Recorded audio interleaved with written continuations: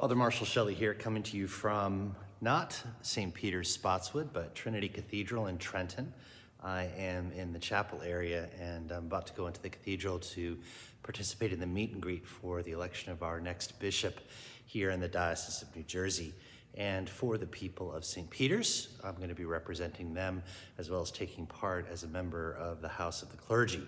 Remember, a bishop has to be elected by a majority of both houses. So this gets to the word of the week as we talk about the mission and ministry of St. Peter's, and that word is anticipation. I know I've done this one before, I've talked about it, but really this is a moment of anticipation for us.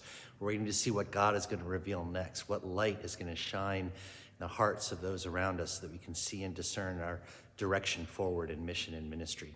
A lot going on, and I urge you to take a look at our website, but really to live with that sense of anticipation in your life, to see where God might next be calling you, to what God might be calling you. As I stand here, I'm looking over my own shoulder at the portrait of Melech Belshaw. He was the bishop here in New Jersey when I went to seminary way back in the day. He was a member of the Board of Trustees because he is a bishop of New Jersey, as was the Bishop of Newark in those days. And I got to know him while I was there as a student.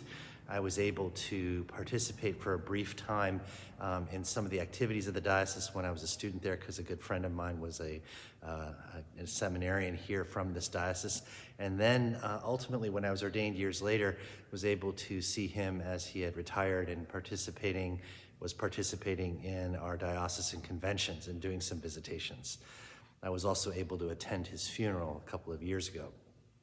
So there's some deep roots here in New Jersey for us as we walk around this cathedral and look at the stained glass windows, the portraits on the walls, but also ponder the memories that are within us as we hearken back to those days when we may have been a bit younger, a bit more naive, a bit more open to where God is taking us. And as we are more seasoned in times that are a bit more challenging, it might be a temptation to cede to a sense of nostalgia and let ourselves grow roots in the past rather than to reach for the future.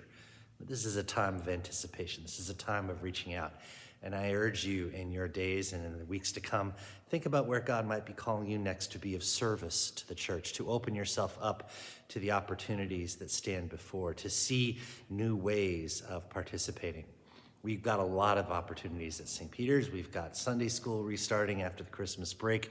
We've got an opportunity to participate in a newly being born youth ministry as we try to figure out how we might organize that in the wake of the pandemic. We've got, of course, the shop going strong, our feeding ministries. We're even starting to look at the seed catalogs and thinking about what we're going to plant in the parish garden for the coming growing season. So look forward to having you with us and joining up alongside us as we anticipate the future that God has for us in 2023.